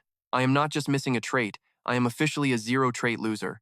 Pushing the paperwork depression aside, he asks about the rewards. I heard there is a prize for the winner, right? Exactly. But do not just compete for the prize. Uncle Seo smiles, explaining the value. It is about the symbolism. More importantly, this year's prize is actually kind of useless, especially since Martyr Aurelian himself is the one who provided the prize. Siu's eyes go wide. The shadow of the Grandmaster flashes through his mind. Aurelian donated it, but it is useless? What the hell is this prize? Then, a name drops. Ori Haukum. Ori Haukum. A metal discovered after the 5th Industrial Revolution. The image of glowing raw ore appears. Uncle Seo, is that really Ori Haukum? So tough, it is basically unbreakable. You usually only see it in its raw, unrefined form. It looks like high-end junk. Siu sighs, totally disappointed. Yeah, I guess it is pretty useless. No matter how rare it is just pretty garbage if you cannot forge it. I heard even Martyr Aurelian could not forge that metal. He raises an eyebrow, totally confused. Wait, if he cannot even work it, then why is it the top prize? Exactly why I said it is symbolic, an icon of craftsmanship. Uncle Sio continues, looking at the kid with encouraging eyes. The world's greatest smiths will gather there. I do not know about the others, but with your quality of work, you actually have a shot at winning. Suddenly, Siu's brain short-circuits, then explodes with a wild thought. A stone, a metal so hard it cannot be broken, a metal no smith has ever conquered. That is why they call it the metal of the gods, glowing bright in the flames. Old memories finally wake up. The god of smithing swinging his heavy hammer comes to life. I know where I saw this. Hephaestus forged Mjolnir from Orihaukum. My hands are starting to burn with passion. Divine power flows through my veins. Divine alchemy, SS-rank. I can actually do this. Standing tall with Hephaestus behind him, Siu's eyes flash with absolute confidence. Ambition is burning brighter than ever. No, it is totally possible. Hephaestus made countless divine weapons from Orihaukum. If I can just get my hands on it. Siu's eyes burn with determination. His voice stays steady. No, I have to have it, but I cannot enter that workshop myself. Still, I am not giving up. A crazy idea starts to form. He glances at Uncle Sio. Should I enter under his name? No, the judges would never allow that. But then, a diabolical plan hits him like a lightning bolt. What if I just turn him into the winner? Ultimate strategist skill, S+ rank, immediately activated. SU flashes a shady, salesman-like grin that screams bad news for someone. Hey, uncle. He throws an arm around the scruffy old man with a perfect business smile. Before we do anything else, let us make a little deal, shall we? The deal is done and training begins. Uncle slams his hammer down, but Siu stops him immediately. No, no, no, that is all wrong, uncle. Pointing at the dull grains on the metal, the young expert coaches him. You have to strike along the grain. That is how you maximize the strength and flexibility. Uncle Sio nervously lifts the hammer, sweating like a kid taking a surprise test. Like this? You mean right here? The heavy hammer slams down, sending sparks flying and shaking the whole anvil. Siu facepalms at the clumsy move and snaps. Come on, look at this. The metal is totally warped. Uncle looks confused. Right here? Siu leans in, pointing right at the metal. No, right there. Can you not see it? Uncle Seo shakes his head. Not really. The kid just sighs. That is because you are only using your eyes. Siu holds his head in frustration and starts lecturing. Feel it. Use your senses to read the metal. Uncle is sweating bullets, looking miserable. Read it with what? My senses? This is impossible. Do you guys feel bad for the old man yet? Ended up with this huge debt of a student and his attitude. Siu crosses his arms, looking dead serious. Look, if you were just some average guy, I wouldn't even be wasting my time like this. But you are an awakened person. Come on, give it a shot. He leans in close behind the old man, shoulder to shoulder until he is red in the face. Then Siu grabs his hand and pushes it down. Now, grab this. Can you feel it yet? The old man closes his eyes to focus. With blushing cheeks, he thinks he can finally feel a little something. This is the starting point of the metal. You need to hit this part much harder. Sweating, the old man asks. How much power are we talking about exactly? With a super cute chibi illustration of Siu in front of the roaring furnace, he gives instructions. This is where it begins. You have got to strike this spot with everything. Sweating bullets, the old man asks again, how much power are we talking about here? Siu raises his gloved fist to eye level, squinting as he measures the distance. Maybe about this much? Then boom, one earth-shattering hammer strike slams down, creating a massive shockwave and a blinding halo that lights up every single corner of the dark forge. The old man's jaw drops in pure terror at that incredible display of power. How on earth am I supposed to do something like that? While the old man looks terrified, Siu just grins and pats his shoulder. Hey, do not worry. You will get it with practice. Now, give it a go. He gulps, tenses up, and lifts the heavy hammer. Let us see. With a sudden flash of determination in his eyes, the old man swings the hammer down and strikes the anvil with everything he has got.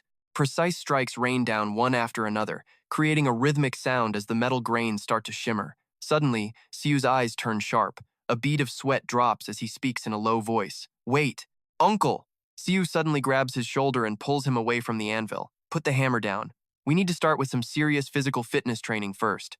The old man stops, totally confused. What? Fitness training?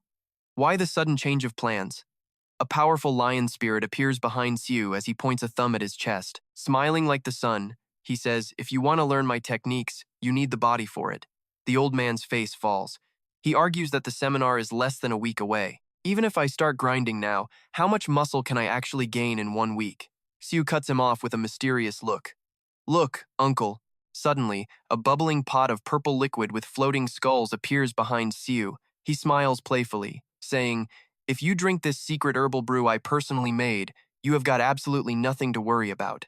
The old man looks suspicious. Siu's innocent, mischievous smile hangs in the air. He asks totally naturally, "Oh, that is right. The blacksmith seminar does not do drug tests, right?" Uncle Seo completely freezes, and then the hellish training begins. He grits his teeth, smashing out push-ups until his face is bright red. His muscles are bulging, while his devil coach Siu stands there with crossed arms, counting out loud. 1, 2. After the workout, it is time for a meal. Uncle Seo winces. He tilts his head back and chugs the entire bowl of strength potion. "Good luck, Uncle." Siu monitors him strictly, reminding him that breathing is key, so do not overthink it. Right now, just focus on the work. Old man Seo grits his teeth and lifts a massive metal slab before finally collapsing face first into a puddle of purple potion. And just like that, after a long week of struggle, a series of embarrassing photos capture his pathetic state, which can be summed up in one sentence. The special training of Seo Pangguang was officially underway. Seeing the old man so worn out and broken, you have to feel bad for him, but greatness requires sacrifice. A week later, a sudden shout of surprise breaks the silence outside the peaceful forge. Inside, Uncle Seo is drenched in sweat, but his face is beaming with pride. He holds the hammer high. It is done. Siu grabs the hilt of the brand new sword, his eyes deep as he evaluates the blade. This sword. The moment he touches it, Siu's pupils suddenly dilate. He gasps in shock. This grip is insane. He swings the shining sword lightly and smiles brightly with pure praise. "This is a masterpiece. It fits my hand perfectly. It feels like it was made specifically for me." Seeing his young master happy, Uncle Sei crosses his arms proudly. The secret is the hilt. It was crafted using the facial muscles of a doppelganger. A picture of two identical warriors appears. Uncle Seo continues, explaining that a doppelganger is a monster capable of mimicking the exact form of any target. The master blacksmith brags about his top-tier technique. "Since I integrated the doppelganger's ability, the hilt automatically adjusts its shape to perfectly fit the grip of whoever is holding it." Looking at Siu with deep respect while the image of a great blacksmith god glows behind him, Uncle Seo admits that infusing monster abilities into gear is something new. "I have truly learned so much from you." The atmosphere turns quiet as the old man speaks from the heart. "I learned more this week than in my past 20 years of experience. This 1 week of training was honestly priceless." Siu smiles with relief, thinking to himself that in just 7 days, Seo Pangguang has achieved growth beyond anyone's imagination. But the only reason he could improve so much in such a short time is because of his foundation. Siu looks at the scarred, calloused hands of the veteran blacksmith. Siu realizes that the man already had 20 years of experience. While it is not perfect yet, he has successfully turned a divine smithing technique into his own unique skill. His coaching skills are top-notch. He uses the words of an ancient sage to explain that among the 4 noble plants, the plum, chrysanthemum, orchid, and bamboo, it is the bamboo. Looking at a tiny sprout poking through the dirt, Siu reflects that it takes 5 years for a bamboo tree to fully mature. However, during those 5 years, the bamboo stays deep underground, invisible to everyone. Then, after those 5 years, once the leaves finally reach for the sun, it finally sprouts. A massive bamboo forest shooting toward the clouds appears. It blasts straight into the sky in just 5 weeks. So, did that bamboo grow in 5 weeks, or did it grow over the last 5 years? Looking at the old man wiping his sweat, Siu concludes that it took 5 years. The growth of a true master is exactly like that. It follows the same path as the bamboo tree. Glancing at the old, ignored weapons piled in the shop, he realizes that even if results are not immediate, or if others think it looks small and ordinary, if you put your heart into it, it matters. Over time, that effort becomes a real asset. Snapping out of his deep thoughts, Siu scratches his head and laughs humbly. "Honestly, I just stood there and told you what to do. That is all I did. All of this is the result of your own hard work and grind." Siu's eyes suddenly flash with a look of pure conviction as he emphasizes it one more time. Is that really true? Uncle Seo gives a radiant smile, his eyes tearing up with emotion as he softly replies, "Thank you so much. Hard work pays off, doesn't it?" Our boy blows the metal dust off his masterpiece with a confident smirk. This is the big one for the convention. That should do it for now. Next stop, the Palais Garnier. It is this massive, fancy theater in Paris under a crystal clear blue sky. Under the glowing stage lights, a dapper MC announces the Fox-Girong Blacksmith Convention to the excited crowd. It is a gathering of the greatest smiths on the planet to swap ideas and argue. I am honored to announce the 51st Fox-Girong Forum is officially open. The theater is packed to the rafters. The MC reveals the first piece, a sword crafted by the legendary Matty Antonio. The audience starts buzzing. Two guys are losing it. Matty Antonio? Isn't he the best smith in all of Italy? The MC whips off a white silk cloth with total flair, revealing a curved blade glowing red-hot like it just came out of a fresh volcano. This masterpiece is called Respiro Denragos, the Dragon's Breath. The ultimate battle of the master smith starts right here. The crowd erupts as everyone loudly praises Antonio. He never lets us down. Man, did we already find the winner of the whole show? Suddenly, a cold voice kills the vibe and shouts garbage. The guy who was just cheering is totally shocked and furious. Garbage? Who has the guts to say that? In the spotlight, a figure sits in a fancy gold chair.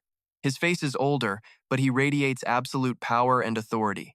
The old man slams his cane down. You call this a masterpiece? It is the Grand Master Smith himself, P. Adubus Aurelian. Whoa, the toughest judge on earth has arrived. The other guy isn't backing down, though, shouting that calling it garbage is way too far. Even if it is Matty Antonio, insulting an artist's work like that is, wait, to get that specific red color on the blade. Aurelian's cold eyes scan the blade. They forced red pigment into the surface because painting it would just make it wear off too fast. Standing up with an intense vibe, Aurelian drops the hammer. That process made the metal brittle. It will look okay for a while, but it will shatter after a few swings. A fiery red dragon appears behind the master. He keeps roasting them, saying if they really wanted a true red blade, they should have used red wyvern scales or dragon bone. The master smith smirks with pure contempt. It is not even that hard to find those materials. Since they didn't, it just means they're not skilled enough to refine that kind of stuff. He points his cane at the hilt. What is with this useless dragon design? Does the grip even work? Was this made to be used? Or just to look pretty? The whole room goes dead silent. The people who were just hyping it up are sweating bullets. If it is just for display, I guess it is a decent toy. You see the damage? He is not missing a single shot. Aurelian walks past more displays, absolutely destroying famous smiths by calling their work total garbage. This one is trash, food waste, not even the recyclable kind of junk. He walks up to the sweating MC, squints at a piece, and shrugs. Well, this one is okay. It might work as a single-use tool. Next up, the MC grabs the mic and reads the info. This piece was sent in by a blacksmith from Korea named Seoban Hong. The curtain lifts to reveal a plain, simple sword in a glass case. It doesn't even have a name. It is just listed as anonymous equipment. The guys in the crowd look at the boring sword and scoff. Man, that's weak. They are probably going to toss this guy's work in a chicken coop. But then, the Grandmaster just freezes. His cane hits the floor with a loud thud. His serious face twists in total shock. He is literally gasping. He slams both hands on the table and screams, losing all his usual cool. This sword. Suddenly, we are at the Hunter Management Headquarters in a massive skyscraper. Someone screams, "What? Master Aurelian is coming to South Korea?" Inside the office, a guy with a full beard is losing his mind. Why are you just telling me this now? That is the SGM Guild Chairman, Lim Gyong-ho. The assistant is sweating as he explains. Master Aurelian just suddenly said he wanted to visit Korea. Suddenly, just like that? The director bites his thumb, totally stressed and trying to think, what do we do? Why would he come here? What is his actual reason? I am not really sure, sir. When does he arrive? The assistant's answer hits like a lightning bolt, making the director jump. He just landed at Incheon Airport. What? Are you serious? The director grabs his suit jacket and barks out an order. Cancel every single thing on my schedule today. But sir, you have a meeting with Assemblyman Kim Sang-kyu. The director glares at his poor assistant. You think a meeting with some random politician matters right now? No more talk. Cancel it all. He storms out the door. The S-rank hunter declares loudly, as long as Master Aurelian is in Korea, I am clearing my entire calendar. Elsewhere, a mysterious narrator speaks as figures stand in a blinding light. This is the absolute peak a human can reach, the greatest height possible. The camera pans across the backs of world-class S-rank hunters. They are a rare group, with only a few existing globally. In Korea, there are only 6. Now, a massive white beast is charging down the mountain. It is an A-plus rank monster, the White Ogre. The monster roars and charges a young man standing calmly with his hands behind his back. He adjusts his glasses and snaps his fingers. A magic circle appears, blasting the ogre with lightning. But through the smoke, the monster still shows its teeth. S-rank hunter Lee Sejun calmly pushes up his glasses, full of confidence. I forgot white ogres aren't actually affected by lightning magic. Talk about cool. A giant monster is charging him, and he doesn't even blink. Ignoring the ogre's roar, the monster goes berserk and swings a massive fist at Sejun. Does it have lightning resistance? Sejun just smirks and snaps his fingers, summoning glowing blue energy orbs that rain down from the sky. Instantly, a massive fireball erupts, swallowing the monster whole in a blinding explosion. The ogre's charred, blackened foot slams into the silver dust on the ground. Talk about getting smoked. Sejun just leans on his cane and casually notes that the big guy clearly didn't have any explosion resistance. He turns to walk away, deep in thought. Or maybe not. Could it be that the beast just couldn't handle the raw physical impact? Suddenly, an annoyed girl yells, "Did you have to kill it so loud?" Harin, an S-rank hunter with a fire body and a shredded six-pack, snaps her fingers at him. Talk about a dramatic entrance. You know you won't get any good loot from a mangled corpse like that, right? She stands there surrounded by a pile of crushed, bloody monster remains. Sejun just grins and starts gushing. Man, you're the best. Every single hit was a perfect headshot, wasn't it? Then, he suddenly remembers something. Sejun adjusts his glasses and looks at the brunette hunter standing by Harin. Hey, did you hear the news? She looks back, totally confused. What news? Sejun smiles and drops a total bombshell. Martin Aurelian just landed in South Korea. Hearing that legend's name, she freezes and spins around with a shocked face. Why would Martin Aurelian suddenly show up in Korea? Sejun just shrugs with that same smirk on his face. No clue. I just overheard some rumors before I got here. I don't know the exact reason, but it might be because of Han Charon's gear. Hearing that name, the brunette puts her hands on her hips and starts complaining. What is so special about her anyway? Why is everyone always talking about Han Charon? She is just some rookie who is not even S-rank yet. Sejun just laughs at her salty attitude. Everyone goes through a rookie phase. It is not like you were an S-rank hunter from day one, right? She glares at him, clearly annoyed. Are you seriously defending Han Charon right now? Sejun quickly waves it off. No, I am just stating facts. Seeing his teammate pouting, Sejun gets close and starts teasing her. Feeling insecure? She explodes in a rage. Who? Me? Against Han Charon? Please. You think I am actually jealous of that little girl? Man, watching these two hunters bicker is getting pretty intense, don't you think? Sejun just crosses his arms and keeps pushing. Is that not it? She yells back a hard no. Sejun reminds her of the time she complained about Charon's weapon. That shut her up real quick. Having no comeback, she just grinds her teeth and mumbles that it was a bit annoying. Why did he only make one special weapon for her? Sejun smirks, knowing he won. See? You are totally insecure. Caught red-handed, her eyes go wild as she tries to argue. It is not insecurity. It is just annoying. It is frustrating when a legendary item goes to some undeserving rookie. Her face wrinkles in pure anger as she hisses every word. Super annoying. Sejun just nods like some wise philosopher. So, it is just jealousy then? She grabs her head in frustration and turns away. Ugh, this is exactly why I hate talking to you mage types. Then she remembers something. Sejun snaps his fingers as a memory of a fiery female mage flashes by. Oh, are you jealous of Yuhana too? People are always comparing you two. Sejun is sweating, but his mouth just won't stop teasing. Sejun drops a truth bomb, saying he actually thinks Hannah is cooler. Is that jealousy too? She just ignores him and walks off. Seriously? Talking to a mage never leads to anything good. Seeing his teammate walk away, Sejun stops and calls out to her. Hey, where are you going all of a sudden? She coldly replies without looking back, none of your business. Standing alone in the bloody monster mess, Sejun realizes she left all the loot behind. Is she going to see Martin Aurelian? I bet Harin is not the only one. I wonder if all the other S-rank hunters are heading there too. His eyes light up with curiosity. Should I go check it out? It would be awesome if he made me a magic staff. The scene suddenly shifts to the S-rank guild headquarters. Deep inside the underground training center, A storm of power is surging. A heavy footstep slams onto the wooden floor, creating a massive shockwave. A lightning attack is coming. A girl with long hair flying behind her charges in like a hurricane.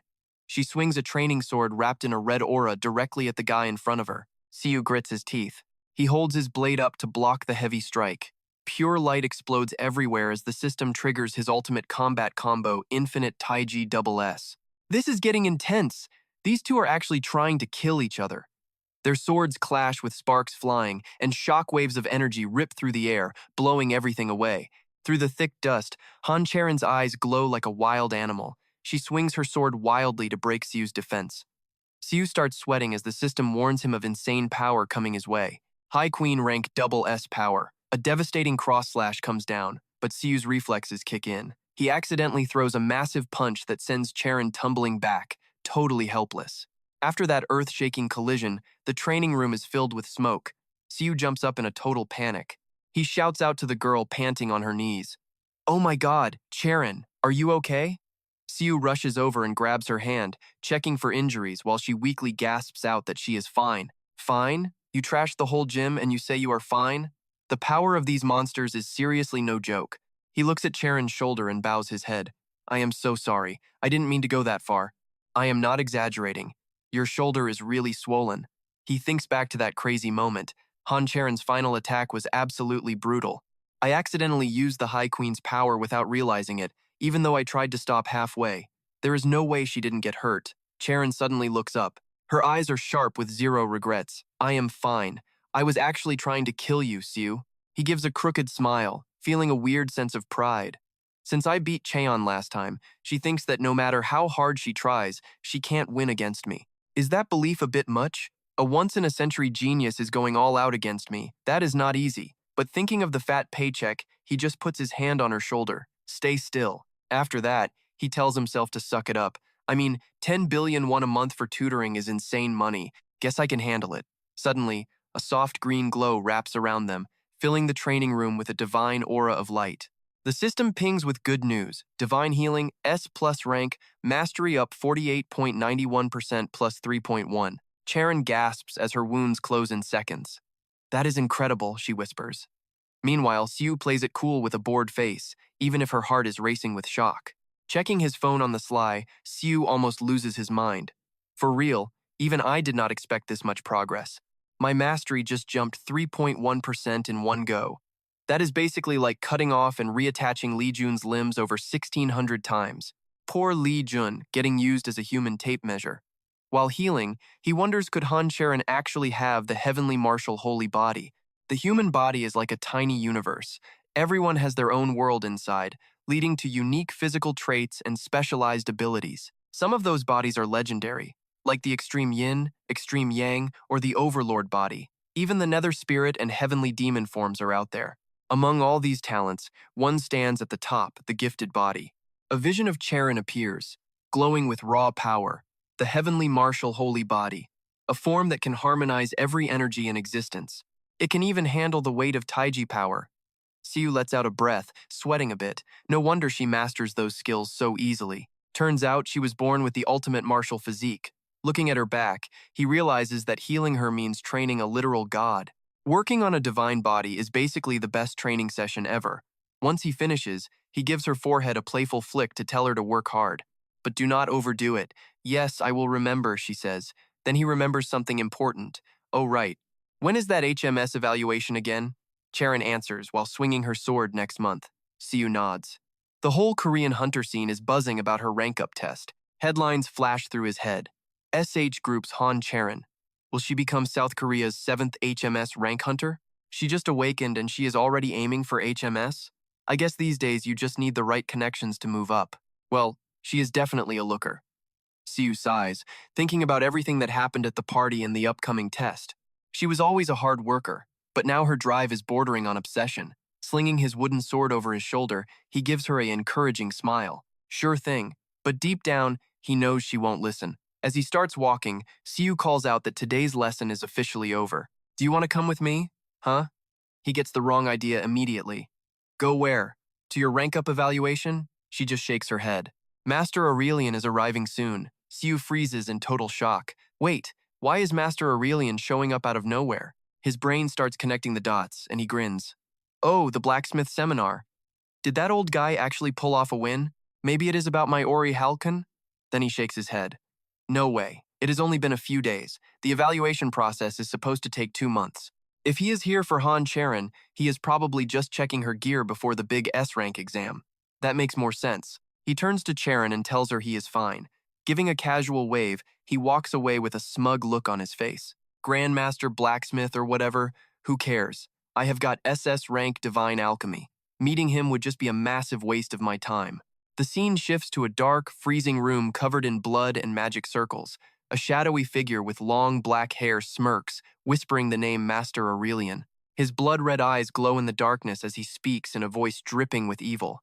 He has arrived. The screen identifies the villain Pandemonium Korea Branch Executive, Tevel. Meanwhile, at the SH Hunter Guild, Charon and Siu are walking in. A luxury car pulls up and Master Aurelian steps out, greeting them in French. Charon smiles and replies in perfect French, saying it has been a long time since they last met. Master Aurelian, how have you been? The old man shrugs, adjusting his fur coat. My health is fine. What else would you expect from an old blacksmith? You have not changed a bit. The chairman chimes in, saying they have a meal ready. Charon gestures politely, assuming he is hungry after the flight. Let us go eat. But Master Aurelian holds up a hand and cuts her off. No, I have already eaten. More importantly, Shireen's eyes go wide when she sees what he is carrying. The old man sets down an ancient box, revealing a glowing sword inside. He wants the smith who made it. Oh man, the Grandmaster just showed up at the door looking for our boy Siu. Meanwhile, the scene cuts to our hero Siu. He is reminiscing about how peaceful life has been since he built his new house and started YouTube. He buys a specialized hammer and recaps his days of grinding, clearing dungeons. He crafts gear from the loot he finds. He even collapses in front of a giant muscle spirit, asking why he is training with Hequin. Is this even normal? Shrugging off the exhaustion, Siu shows off his results. All that grinding paid off. His YouTube channel just hit 170,000 subscribers. Scrolling through the comments on his phone, he feels smug. His A-rank hunter guide video is blowing up. Someone comments that if they cleared dungeons like him, they would hit B rank in 2 weeks. Clearing a dungeon in 3 seconds? Is that even a guide? I posted that right after I became a B-rank hunter. Siu looks at his video count and shrugs. I have cleared a lot of dungeons. Man, the fact my editing speed is actually keeping up is wild. I definitely owe Diaku a massive bonus for this. Word is I even got a female fan now. Beiji, I think? Stretching out before the workshop and breathing that fresh air, things are looking up. My career is skyrocketing and YouTube is crushing it. I am about to hit A-rank status too. Training with HGVN is smooth sailing. Back in the shop, I just need to forge my own gear now. That old man better win. If it is his work, he has got this in the bag. He glances at the clock hitting 4. But hey, there is a chance he loses. I mean, it is already 4 p.m. Is he skipping the workshop today? What a mystery, man. I bet that training was way too much for him. Hope he did not hurt himself too bad. If he shows, I will check him with that S+ rank divine healing. I am basically the world's best teacher. Lights on. Time to grind. Should I level up my divine alchemy mastery first? Nah, let's just process this mountain of materials I farmed. He drags a literal mountain of giant monster corpses over, grumbling that farming materials is tougher than clearing dungeons. Moving and storing this stuff is straight up exhausting. That classic gamer dream pops into his head. An inventory that holds everything. Man, a spatial bag would be legendary, but I have absolutely no way of crafting it myself. A spatial bag is not just some basic gear. The encyclopedia activates with a cosmic glow. This thing is pure magic. Multidimensional space means an area linked by a portal or a specific wormhole. It is an isolated realm completely separate from our own universe. A spatial bag is the magic key to that space. Siu smirks, looking at a vision of the blacksmith god Hephaestus pouting. Even he could not pull that off. So, spatial magic is strictly for high-tier mages. Suddenly, his eyes light up like a flickering light bulb, getting a fresh jolt of power. But then it hits him. Herquin, the god of gains, once said this power can surpass even yourself. Light glimmers from the phone, resonating with the divine hammer. In other words, if I add YouTube's power to the mix, that means divine power can be amplified. If that is true, why can't I just inject something extra into my divine alchemy? A genius smile spreads as magic orbs swirl around him. Basically, if I can just imbue magic directly into my gear, then making a spatial bag is actually possible, right? This dude's IQ is off the charts. Looking around his beloved shop, he starts plotting his big move. This might actually work. Should I look into this? A power that can back up my SS-rank divine alchemy. Scrolling through his phone for cheat codes, he mutters. What trait should I grab? To buff an SS-rank trait, I need something from the top tier. While he is racking his brain, his face suddenly relaxes. Oh, a legendary info screen pops up right there, the wife of Osiris from Egyptian myth, the famous mother of Horus, the goddess of magic, Isis. He holds up his phone, grinning like he just hit the jackpot. If it is Isis, she definitely has enough juice to support divine alchemy, but his smile fades into a heavy sigh. I need to figure out which trait to snag. Wish I could just buy a bundle for this. It is definitely magic related, but I have zero clue where to start. I almost asked the Musclehead squad for help, but then caught myself. Should I ask Herquin? No way. That ref only knows how to punch magic in the face. Staring at the ceiling, he decides to just binge some videos on the ISIS channel first. Then the shop bell jingles. Siu turns around with a confused look. Huh? Who is showing up now? The door swings open, and a tall figure in a familiar black suit walks in. He gasps. Charon? His mind is racing with a million questions. Why is she here? Then, an old face with silver hair appears, and his jaw hits the floor. Master Aurelian? This three-way meeting is super awkward. He is sweating, looking at these VIP guests. Why are Charon and Aurelian both here at the same time? He looks exactly like he does on TV. Charon looks just as confused as I am. She points a finger and demands, Siu, why are you here? He points back at himself and casually says, I work here. You work? Then she remembers the past. Now that I think about it, you did mention this when you checked my gloves in that S-rank dungeon. Siu just nods and laughs it off. Oh, yeah, I did say that. Shoving his classmate aside, Siu notices the old man giving him a mysterious smile. Anyway, let's forget about Charon for a second. But for real, why is Grandmaster Aurelian standing in my shop? This fated meeting is officially going down. Will Siu's secret identity finally be exposed? Stick around and see. Master Aurelian leans on his cane and gives a calm smile. He says he is here to meet Master Seo Pan Wang. Siu is totally stunned and asks, the old man? He wants to see him out of nowhere? Charon elegantly opens a case holding a glowing sword and explains that he forged this. He says it was definitely Master Seo Pan Wang. A spark goes off in Siu's head as he starts sweating and connecting the dots. Oh, right, Master Aurelian was a judge at the blacksmithing seminar, yet he actually traveled all the way to Korea. In his head, Siu sees a massive delegation landing. He even brought a masterpiece from the seminar along, which means suddenly his eyes light up like car-high beams as he pictures a golden trophy and a glowing gem. We are talking about legendary orichalcum. The old man won. Now I can finally craft gear that can actually handle the massive power of HGSS. I can finally make stuff for it.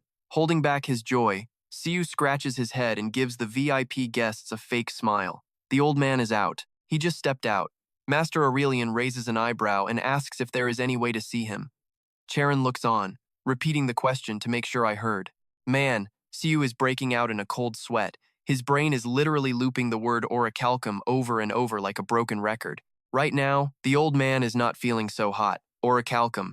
He probably really needs to just lay down and rest. Orichalcum. But this is a super special situation. Orichalcum. This is going to be a massive moment for him. Orichalcum. I will try and give him a call right this second.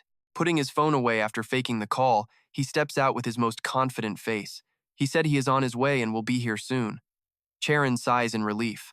Wow, thanks a million. Master Aurelian gave me that mission accomplished grin and thanked me. I headed back to the workshop, feeling like I was walking on clouds. As soon as that Ori-chan gold hits my hands, it's crafting time.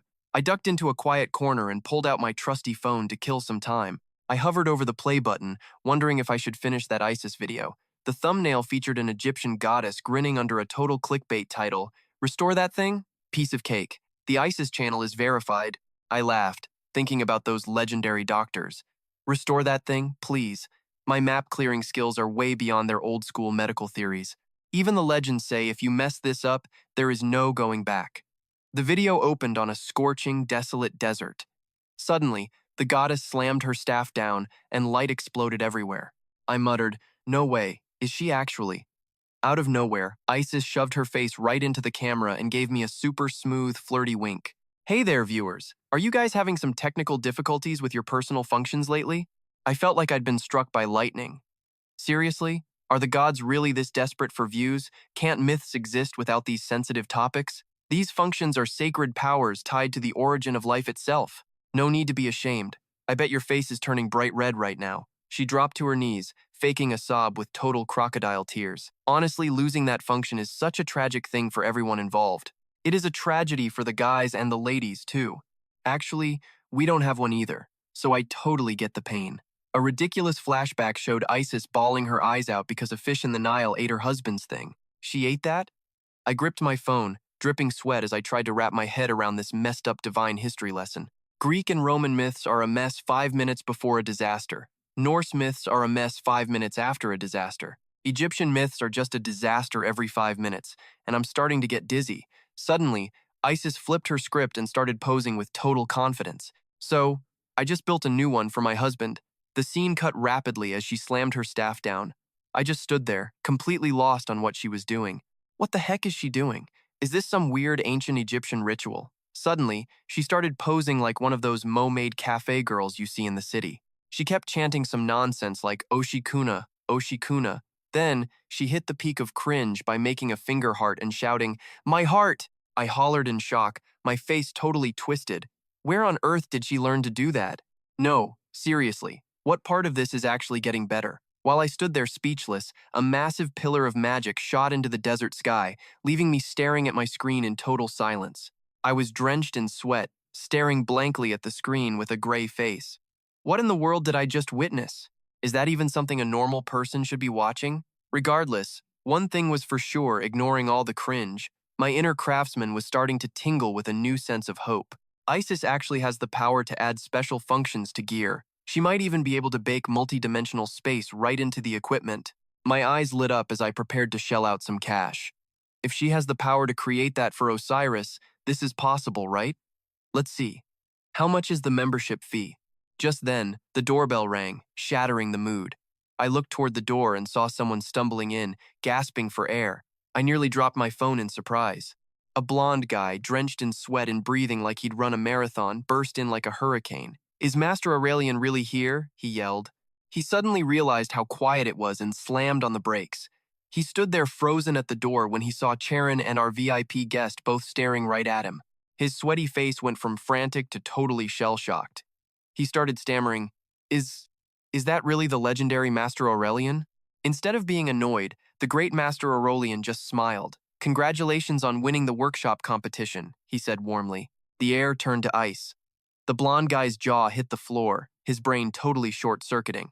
He scratched his head in confusion and whispered, "What did he say? What language is that guy even speaking?" Seeing the confusion, President Charon stepped in to translate. He said he really wanted to meet Master Suban Hoang, and he's congratulating you for taking the top spot at the workshop competition. Uncle Suban's face lit up like a Christmas tree. "Wait, me? You mean I actually won the whole thing? For real?" he yelled. I gave a relieved smile and turned away. Just like I thought, the old man pulled it off and won. I should probably get back to what I was doing. Pulling out my phone again, I prepared for the most heart-stopping part of the day, checking the membership fee. 100 million? After counting the long string of zeros, I nearly passed out. 4 billion won?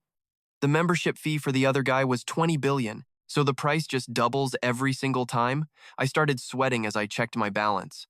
Okay, I've got 8.4 billion won right now.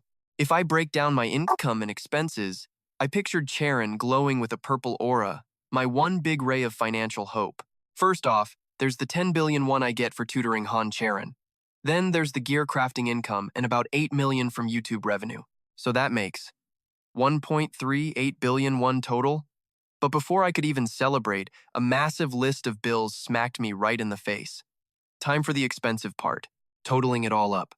3,317 billion won. I sat there as imaginary dollar bills flew around me in a whirlwind. Are my monthly expenses really going to be that high? I've still got 6.991 billion won left. I can afford this membership. I flashed a greedy capitalist grin as I got ready to click. Han Charon's pension, her tutoring fee is actually absolutely insane. I went to tap the screen, but my hand froze. My whole body started shaking. I screamed internally, Wait a second, it's not 400 million, it's 4 billion won? My cheapskate brain started overdrive, calculating the pain. A family of 4 could live on 3 million a month for a very long time. That's 111 years of just breathing and existing, and that's every month. With one simple tap, all that cash just vanishes? My hands were shaking too much to push the button. If I add my other memberships, that's 7.1 billion won every month. Damn it. He smashed the confirm button. Boom. You are now an ISIS channel member. His face dropped in total despair. That sound means 4 billion credits are going to vanish from his account every single month. 2 seconds later, his eyes bugged out. He screamed at the top of his lungs. This is absolutely insane. Fiery energy exploded around him. A system notification popped up. You gained the SSS-rank reality manipulation skill. What the heck? This is more than just some extra features. Information on this legendary skill appeared. Reality manipulation. It can warp environments on any scale and rewrite the laws of physics. It is pure reality bending magic. He swallowed hard. SSS rank? Considering the name ISIS, it makes sense.